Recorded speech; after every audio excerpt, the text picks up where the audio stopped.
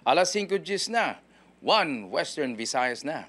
Alas 5:10 na, 1 Western Visayas na. We remain steadfast in our commitment in delivering local news that matters. Stories that inspire. Enriching the lives of Filipinos in the Philippines and across the globe. This is your GMA Regional TV. Buong puso para sa Pilipino. Mga balita, katututukan, subong sa 1 Western Visayas. Clamping operation sa Iloilo City ginsugura na. Pila ka mga motorista ginkwestiyon ang pamaagi sang traffic personnel sa pagpatuman sang ordinansa. Nangindulaan nga stepfather sang estudyante nga ginpatay kag ginhaboy sa katubuhan, isa sa mga ginatutukan sang nokpo sa kaso. Dengue cases sa Western Visayas naglabot na sa masobra 12,000. Iloilo may pinakamadamo nga kaso. Kag senior high school student sa Bacolod City daw bata gihapon kung tulukon, bisan pa 17 years old na, kilalahon siya.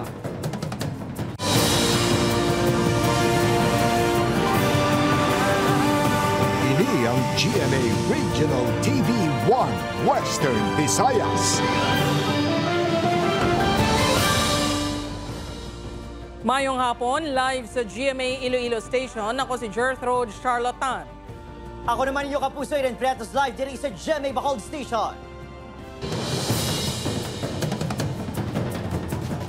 Mga kapuso, clamping operation ginsugura na sa Iloilo City. Pagpatuman gen question sang pila ka mga motorista. Iloilo City TTDMO head nag-ako nga may dapat pahitsoon sa ila operasyon. Nakatutok Kim Salinas. Magka-implementar lang sila sa ilang patakaran, okay na hindi mo na sakto Ini ang pugait sang jeepney driver nga si Tata Ignacio sa Barangay Kalubihan Haro matapos kaging clamp sang katapos sang Iloilo City Traffic and Transportation Management Office ang salakyan sini bisan nga ginakayo pa sini. Kita nyo kamot ko, kita mo? Di ano na nga sobra na sila kaya plata ng guma. Depensa sang Iloilo City TTMO, ginklap ang salakyan bangod hindi paghihatang ni Tata Ignacio ang iya driver's license ang ginisyuan sang citation ticket sa bayolasyon nga on-road parking. Isa lang si Tata Ignacio sa mga nagkwestiyon sa implementasyon sang Iloilo City TTMO sang clamping ordinance nga ginsuguran sa buong adlaw.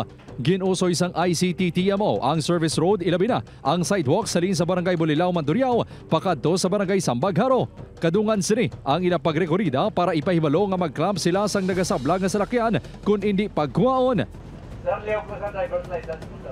15 minutos ang ginhatag sa mga motorista antes issuance ang citation ticket kag takdan sang clamp ang mga salakyan.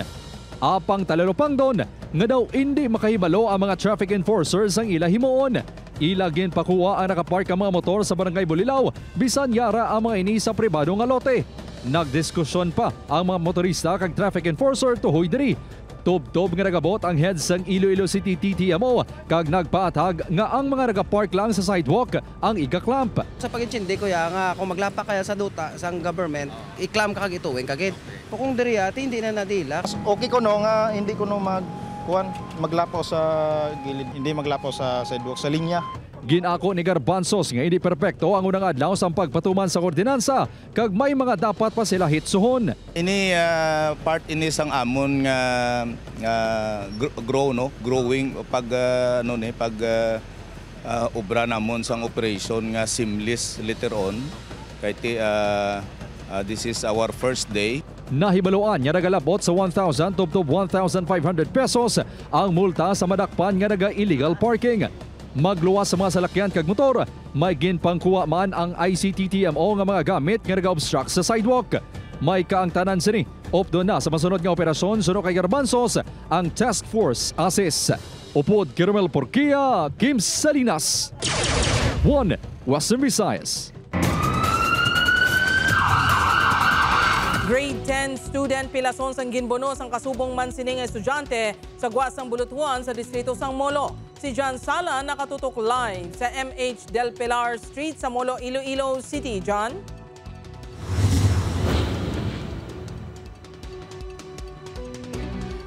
Seguridad sa mga estudyante ang nabutang sa alang-alang gani subong Mas ginpahugot pa sang Iloilo City National High School ang ila seguridad agud malikawan ang kasubong nga insidente. Nagalalain ang prinsipal sa Iloilo City National High School bangod sa liwat naman nga pagkaulamid sa bulutuan sa ginamo sa dinimbulbado ang ilapila ka mga estudyante. Suno sa prinsipal nga si Alpha Hava, nag-ugat ang pagpangbuno sang sospek sa biktima bangod sa pagpang-tripping sang isa pagid ka estudyante. Sa panaysayon sang biktima sa prinsipal, ginbinting ini sang isa man ka grade 10 student sang recess sa kantina. Wala ini nagbalos apang aminado nga nagdumot. Pagkatapos ang klase, ginbantayan sini sagwa ang abi niya nagtripping sa iya kag gintuyo nga sumbagon. Apang nakalikaw. Matiun-tion, isa ka estudyante ang nagbuno sa iya sang ballpen. And I told the advisors to inform the parents, actually na-inform na both to come for a meeting today and istoryahan namon kung ano gid. Ginatag man ni Hava nga hindi bangod sa gang o kon grupo sa mga estudyanteng imbulbado sa gamo. Personal kuno ang hindi pag-intindihan ay sa tunga sa mga estudyante. Bangod sini mas ginpahugot pa sa bulutuan ang seguridad ilabi na sa pagpasulod pa lang sang mga estudyante. Gindagdagan ang sang security na dapat siguraduhon na wala sang dalang hinganiban ng kabataan.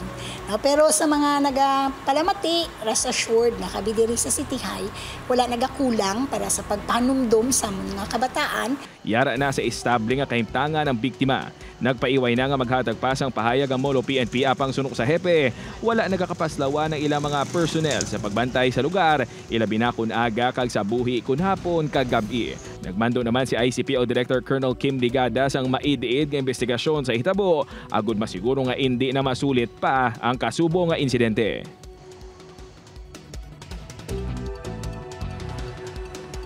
Jert, magapatuman naman sang disciplinary action ang bulutuan sa mga estudyante. Magluwas sa seguridad sa sulod ng bulutuan mas pagahugton man ang seguridad sa palibot sang Iloilo City National High School. Jert. Madamong gid nga salamat sa detalye kapuso John Sala. CCTV footages nga makatumod sa mga nakaupod ni Pearl Joy antes sa Sapuan Padayon nga ginatipon sa La Carlota City Police. NOCPPO may ginatutukan na nga mga persona sa kaso. Nakatutok Aileen Pedreso. Ginbalikan sa La Carlota City Police ang pila ka mga persona nga ulihi nakaupod ni Pearl Joy. Kag pila ka CCTV footages nga posible matumod ang mga ulihi nga nakaupod sini antes ini na Sapuan sa tunga sang katubuhan sa Barangay Kubay, San Tililikdan nga Agosto 14. Nagakanda kita backtracking, gina-check man naton ma'am ang mga CCTV footage bala ma'am nga posible ma'am nga nakahagip ma'am sang insidente ma'am no before nga nadula si Pearl Joy kag kung paano siya ma'am na kalabot diri sa La Carlota. Sa diri nga lugar mismo nasapuan ang bangkay sang 15 anyos nga si Pearl Joy. Gani dako nga palaligban kung sino ayhan ang nagbilin sa bangkay sang biktima. Aminado ang La Carlota City Police nga pagpanghangkat ang investigasyon bangod wala pa sang ebidensya nga nakita sa katubuhan kung saan nasapuan ang biktima. Ginalantaw man nga posible hungod nga ginbilin sa lugar ang bangkay bangod maligwin ini. Wala man naton ma'am ginadula ang tanan nga posibilidad. Ginaano kung either tricycle, single o kung salakyan. So amo na gani ma'am na ginatingwaan gid ma'am sang aton ma'am nga investigator ma'am no nga makakuha gid ma'am sang CCTV. Ang Negros Occidental Police Provincial Office may mga persona na nga ginatutukan sa investigasyon. Ang lahat ng information, evidences, tinitingnan natin. Kasi ang gusto natin dito is makakuha tayo ng mga matitibay na evidences para mai-file natin yung kaso. Una na, ginpahayag sa NBI Bacolod ng ilang ginakabig person of interest ang stepfather ng biktima. Samtang, maghahatag naman ng 50,000 pesos nga reward money si Mayor Albi Benitez sa persona nga makahatag sang impormasyon angot sa mga involvado sa kamatayon ni Pearl Joy. That the City of Bacolod will do everything para ma-apprehend ang mga naghimol sila. Upod Geruel Bangoy, Aileen Pedreso, One Western Visayas. Mabuso bantayan ang dugang ang mga update kag impormasyon sa sining nga balita sa dili lang madugay.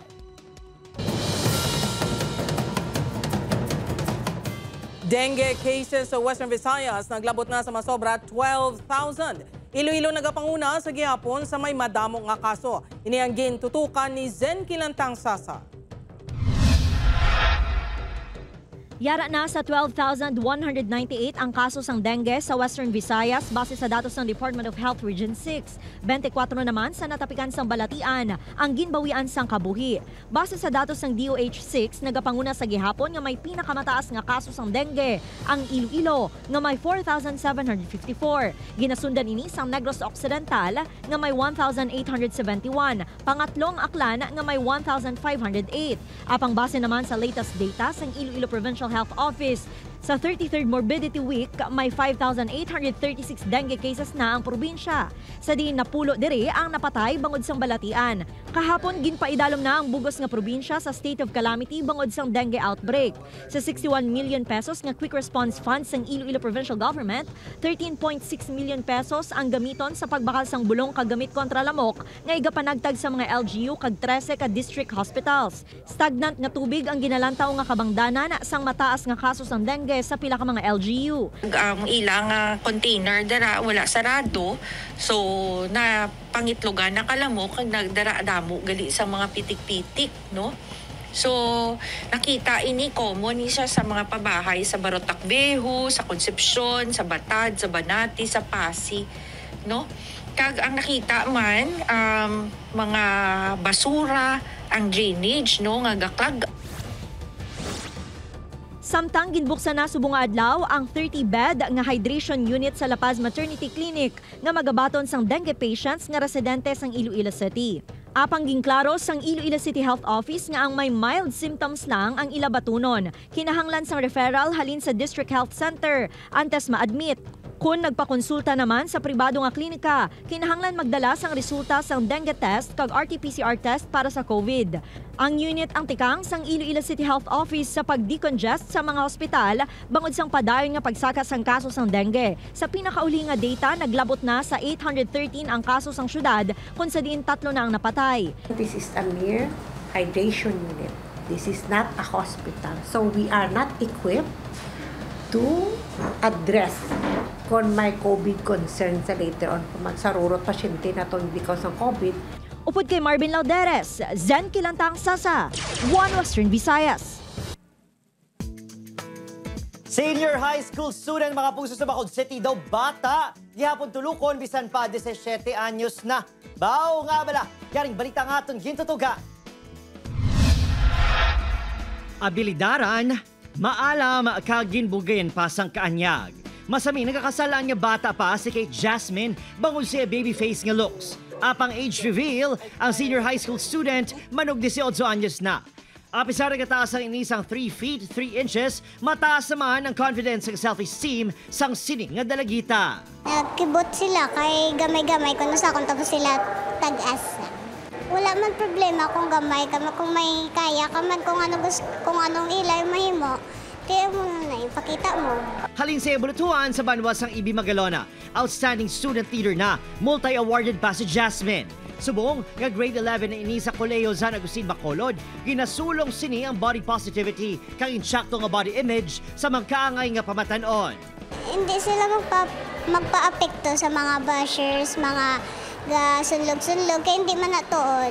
Hindi tuod. Kaya kung ikaw malang kabalo kung anong imo nga kayang himoon, biskan gamay ka lang bala, may talents ka nga ginatago. Ang kondisyon ni Jasmine ang ginatawag dwarfism ukon kulang ang growth hormones, rason nga nagapabilin nga daw bata ang iyanawong kag panglawason. Apisar magamay kung ikumpara sa iyang edad. Wala man ini, may ginasuprer nga balatian. Nagaisahanon ini nga little person sa ila pamilya. I know nga kakabudlayan siya for now, but are lang ko siya to help her always.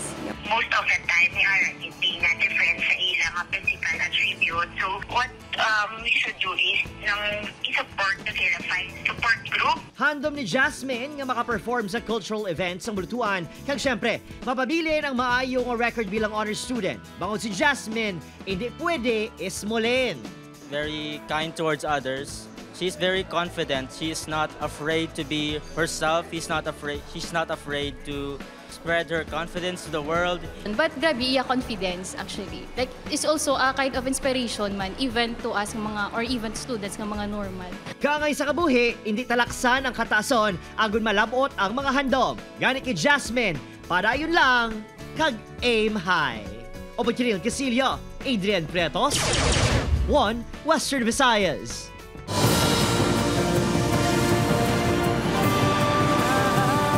Ini ang GMA Regional TV 1 Western Visayas.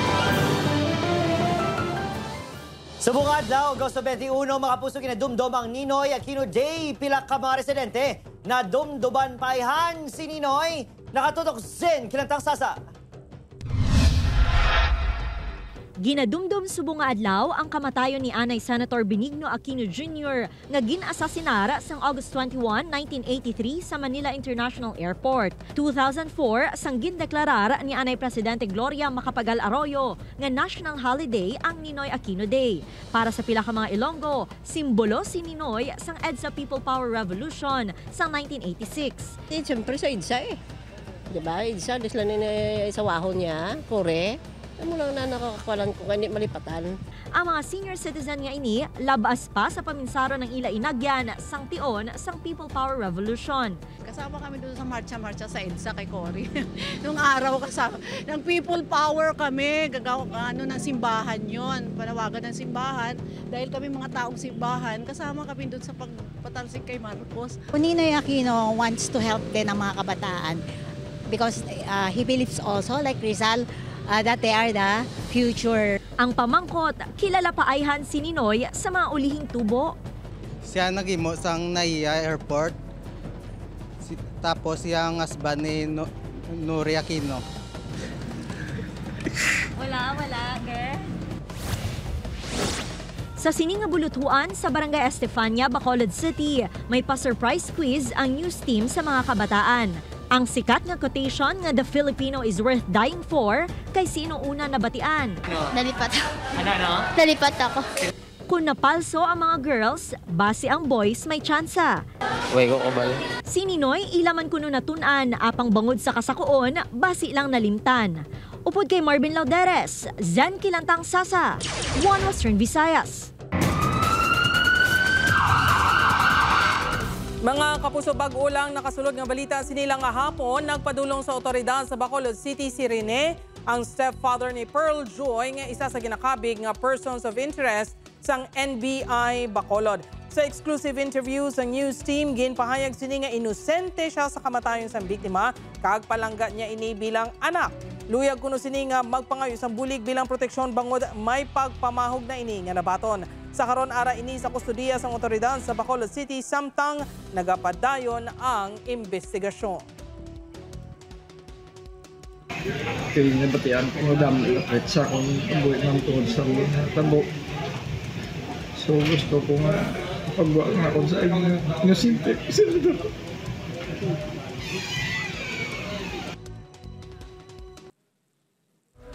Masobra 1 million pesos nga balor sa mga baligya sa sulod sa isa ka mall sa San Carlos City, Negros Occidental, ginkawat sang ginapahayag termite gang.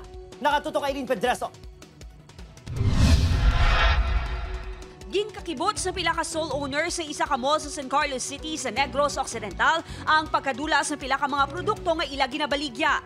Ini matapos nga ginapatihan nga ginsulod sa mga kawatan ng establishmento antes pa man mabukas ang mall kahapon sa aga, Agosto 20.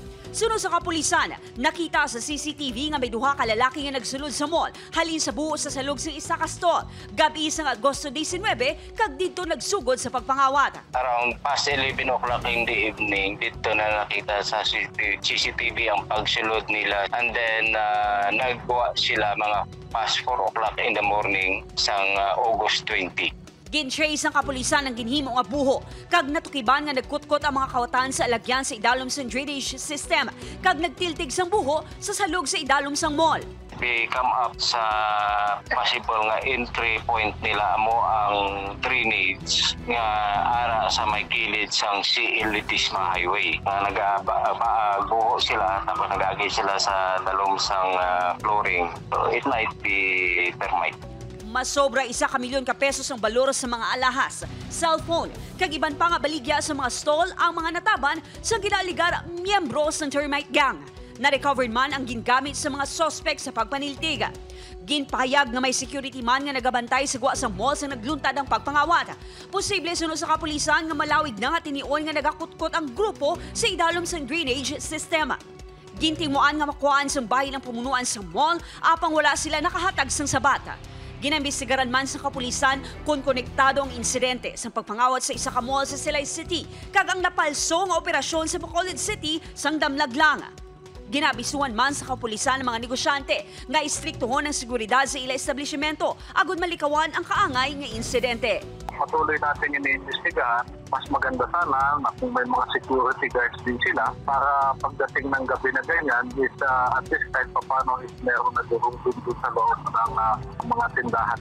Upod Garuel Bangoy, Aileen Pedraso, One Western Visayas. Mga kapuso, lalaki patay sang gintiros ang abyan nga naghagad sa iyang mag-inom-inom sa Pototan ng Iloilo. Si Zen Kilantang Sasa nakatuto. Dugoon si alias Jasper sang naabdan sang nagresponder nga kapulisan sa barangay Tumkon, Ilaya, Pototan, Iloilo. Ang biktima ang ginaalegar gintiros ang iaabyan nga si alias Novimar. Base sa investigasyon sang kapulisan, ginhagad sang suspect ang biktima nga mag-inom-inom sa ilabalay apang sang ulihi bangod sang kahulugbon nag-initay ang mga ini. Nagabot daw sa punto nga hubog na sila tapos medyo nagbais-bais na sila duwa. So pamangkot nato ng suspect kung ano gid ang imbaisan nila. Okay man sa kasabat, ang balya lang kay ang aton ko nga victim, doga amat-amat na kuno tikalon. Gindala pa sa ospital ang biktima apang ginbawian ini sang kabuhi, makaligad ang 3 ka oras. Pila sa dughan kag liog ang naangkon sang biktima. Ngay arrested man naton suspect kag recovered man nato ng iyang firearms nga caliber 45. Nagpaiway na nga mag-atubang sa kamera ang suspect. Kaso nga murder ang ginpasaka sa iya. Dugang pa nga kaso sa paglapas sa illegal possession of firearm ang natala na ang iga-file sang kapulisan. Upod kay Marvin Lauderes, Zen Kilantang Sasa, One Western Visayas. Sa iban pang balita, pahayag sang NEDA Secretary nga hindi food poor ang nagabudget sang 64 pesos sa pagkaon, nakabaton sa negatibong nga mga reaksyon. Ang pamangkot makaigo gidman bala. Ini ang gintutukan ni Zen Kilantang Sasa. Nagabakal sang luto na nga sudan ang pamilya ni Tatay Eli agud makakinot. Suno sa iya, ginapaigo nila ang 3 ka kilo sang bugas kada adlaw. Kag nagadangat sa masobra 700 pesos ang ila magasto. Gutom ko agad primi kay sakot ko sa trabaho mo. Kaya mo na hindi kung nakaon ang imong nabalos sa kapusulawas mo pagkaon mo na nabalos. Sang damlaglang ginpahayag ni National Economic and Development Authority Secretary Arsenio Balisacan nga ang mga Pinoy nga naga-budget sang 64 pesos kada adlaw sa 3 ka beses nga pagkaon ang hindi makabig nga food poor. Apang para sa Iloy nga si Shane nga may 4 ka kabataan, tama kakulang ang 64 pesos nga budget kada tawo. Suno sa iya tuman kamahal ang presyo sa mga balaklon, ilabi pa ang bugas. Nagabili 27 pesos ang dilata nga sardinas, samtang ang presyo sang itlog nagalabot na sa 10 pesos. Di kung 4 yung bata, o tapulong itlog, 4 ka bilog, 40. Plus pagid ang mantika na pulo, 50 na. Plus pagid ang baang bumba, ang manjik sarap na 5, 55. O tayo, di mo na pangita ng 64. 64 pesos, kulang pagid eh. Ang makamasa nga karenderya, ang pinakabarato nga sudan amo ang laswa nga nagabili sang 20 pesos, ang isda 35 pesos, ang baboy 60 pesos, 15 pesos ang presyo sang kanon. Ang pamangkot mapaigoayhan ang 64 pesos kada adlaw. Hindi kinasakaigo, ma'am. Ang amo na sa mag 64 pesos lang ang perde nga budget. Kahit 100 pa na, ma'am, kulang pa na sa katamaan. Nagalaom naman ang pumuluyong ang kuntani mapanubo ang mga presyo sang basic necessities and prime commodities agud mabuhina ng ila palasanon. Upod kay Cirilo Randuque, Zen Kilantang Sasa, One Western Visayas.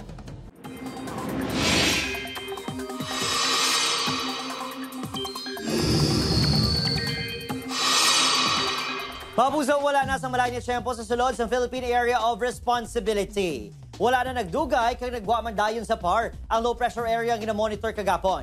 Easterly, so ko na mainit ka mapaang hangin ang nagaluntad kag naapekto sa pinakabahin sang pungsod. Sa datos ng Metro Weather, may tsansa sang ulan sa Antique, Capiz, Aklan, Iloilo, Guimaras, kag Negros Island. Daptalap tang ulan, apang may mabasog nga bobo kung may thunderstorms gani magdoble halong gihapon mga kapugso. Posibleng ulan sa nablin nga bahin sang pungsod. Mga kapuso, mga bangkay sang duwa ka matagas nga leader sang rebelde nga grupo nga napatay sa nagluntad nga engkwentro sa Banwa sang Lambunaw nakuha na sang ila pamilya. Ini ang gintutukan ni John Sala. Yara na sa advanced state of decomposition ang lawas ni Vicente Hinojales alias RG, Haji, Mandi, Ocon LJ, Regional Secretary sang Komiteng Rehiyon Panay sa NPA gani ginpakamaayo sang pamilya sini nga magpakigangot sa militar kag ipalubong na lang sa Banwa sang Lambunaw. Sino kay Lieutenant Colonel JJ Javines, Chief sang DIPAW sa piyak sang desisyon sang pamilya padayon na ilang pagpakigangot sa mga ini. We are coordinating sa mga LGU dito sa Cotabato kung pwede punduhan or pamasahihan wala ang family maka-attend. Isang duwa lang sa family, but then pag hindi nga wala gid, the family is willing to yung parang i-authorize na lang ang pagpalubong. Unang nasapon ang bangkay ni Hinojales antes pa man ang engkwentro nga nagluntad sa Barangay Kabatangan, Lambunaw. Sa diin napatay ang mga matagas man nga lider nga sanday Maria Concepcion Araneta Bocala, nga among Secretary General sang KR Panay kag Vivian Torato Chodosio nga sekretarya naman sang Central Front. Sino kay Venus nakuha na sang mga pamilya na day Bocala kag Chodosio ilang mga bangkay. Padayon naman ang paghaylo sa militar sa mga nabilin pa sa hublag nga magsungka kag magbalik na sa sabak sang gobyerno. Kasubong, although may hara man mga senior cadre nga nabilin, dahil lang ang potential nga maging leader, but then tatlo gid sila no, so mabudayan sila mangita with the same caliber. Upod kay Hans Desierto, John Sala, One Western Visayas.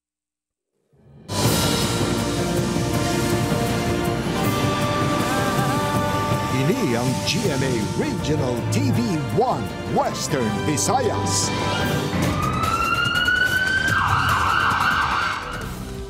Papuso duha naman kalalaki aresado sa pagpaupas sang damang sa Banwa sang Pavia. Samtang importansya sang damang ilabi na subong nga nagadatang kaso sang dengue ginpatpat. Si John Sala nakatutog.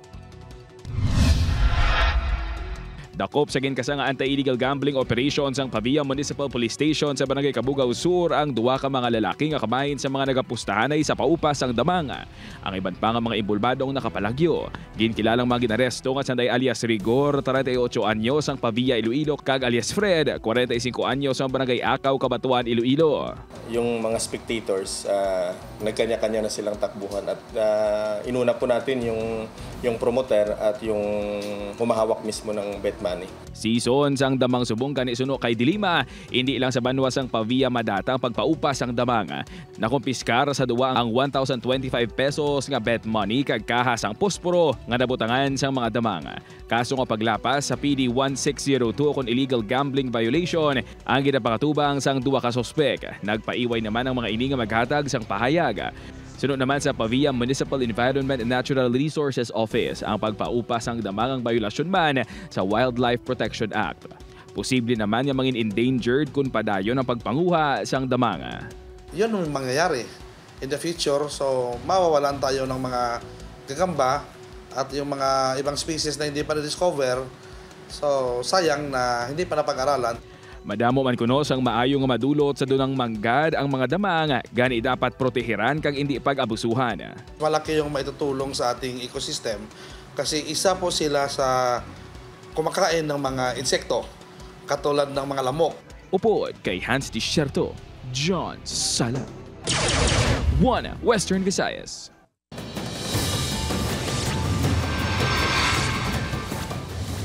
Patay ang 46 anyos nga si alias Kim matapos gintiro sang wala pa magilalan nga gunman sa Barangay Pilar sa Banwa sang Hinigaran. Suno sa kapulisan, may gintabo ang biktima sa lugar. Ginalantaw nga konektado sa illegal nga droga ang transaksyon sini. Igo sa likod lapos sa dughan ang ginkamatay sang biktima. Dead on arrival sa ospital ang 17 anyos nga lalaki sang ginbuno sa Barangay 4 sa Banwa sang Hinigaran. Suno sa kapulisan, nagapungko sa gwa sang ilabalay ang biktima sang ginbuno sa ginapahayag duha ka mga suspect. Sa initial nga investigasyon, posible konektado ang krimen sa ginapahayag pagpalaptas ang biktima sang sex video kung sa diin imbulbado ang isa ka menor de edad nga babayi. Pilason ng 30 anyos nga lalaki matapos ginlabo sang yaman lang tupad balay sa Barangay Kabahog sa Cadiz City. Suno sa kapulisan, Nagainom-inom ang biktima upod sa mga abyan sini. Sang may nagluntad nga hindi pagintindihan ay sa tunga nila sa sospek. Gilayon nga ginatake sang sospek ang biktima kaginlabo. Ginahulat pa sang kapulisan ang desisyon sang biktima kung mapasaka ini sang kaso. Ginkilala na sa mga himata sini ang lalaki nga napatay gid matapos malasakan sang isa ka pickup sa Diversion Road, Mandurriao sang Domingo sang kaagahon. Ang biktima ang 21 anyos nga tumandok sang Barbasa Antique. Wala pa man naestablisar kung nga nagahigda ini sa dalan sa tiyon sa aksidente. Ginahulat pa subong sang Mandurriao Police ang desisyon sang pamilya kung mapasaka sila sang kaso. Babu sa grupo naman sa mga sidewalk vendor nga nagabaligya sa Economic Highway sa Bacolod City nag-aapela sa LGU nga hindi pagpahalinoon sa lugar. Pagbaligya sa highway, ginakabig delikado. Yarig balita nga itong gintutugan. Nagakonekta sa Barangay Cabog, Feliza Alihis, Tubtob Mansilingan sa Bacolod City ng Economic Highway nga solusyon sa trapiko padulong sa sur nga bahin sang syudad. Apang wala pa man na turnover ang proyekto sa syudad. Mas sobra na 80 ka sidewalk kag ambulant vendors ang nagaplastar sa lugar. Sa kadamon sang vendors kag mga nagapundo nga manugbakal. Talalo pang doon nga nagasablag na ang mga ini sa dalan. Madamo na sa nagalabay sa lakyan sa lugar gani makabig nga delikado kag ginapahayag nga hindi restrado ang negosyo. Temporarily i-allow lang sila pero at the same time pahigad-higad pagid sila no, ma-move gid sila sa ilang lugar para nga ang mga manugbakal hindi sa dalan kundi makatungtong dira siguro sa may sidewalk. Nahangpan man kuno sang grupo nga bagong dalan Cabog Alliance of Small Entrepreneurs nga delikado ang ila pwesto. Gani nakigsapol na sila sa Bacolod City LGU sa kahangawa nga pahalinon sila sa lugar. As long as wala pa man kami namanduan, wala pa man sa memorandum nga pahalinon kami, pwede lang kami gyapon. Pinapangitaan na sang lugar ang mga vendor nga posible nila nga rentahan. Na basi pwede may istorya, kag basi pwede sila matagaan lugar for rent. Abisar temporaryo ang ginpanugutan, panindugan sang LGU nga delikado ang pagbaligya sa highway nga posible tunaan sang desgrasya. Opod, Kiril Casillo, Adrian Priatos, One Western Visayas.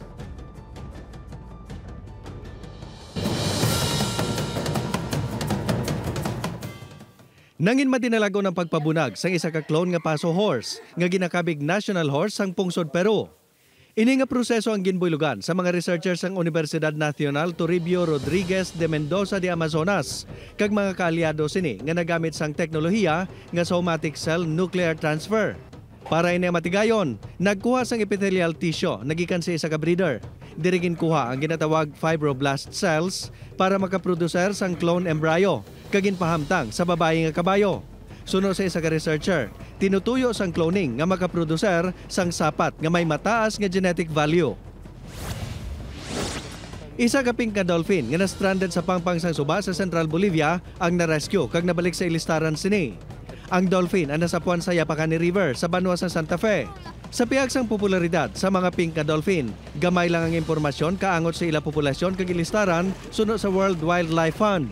Ang among species ang nagapamiligro naman bangot sa climate change, pagkakalbo sang kagulangan, kag water pollution.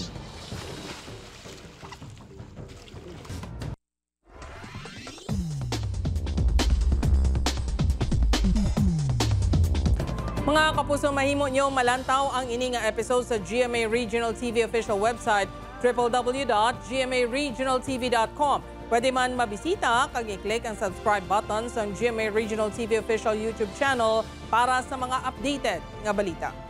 Sa aton mga kapuso diri sa Western Visayas, kag subong man sa aton mga kapuso abroad, madamo kini salamat sa padayon nga pagtutok. Ako sa Adrian Priatos. Kapuso, magisa kita kag hibaloon ng mga balita tungod local news matters. Ako si Gertrude Charlatan, ini ang One Western Visayas, bugos nga puwersa para sa mas dako nga misyon kag mas masangkad nga pagserbisyo sa pungsod.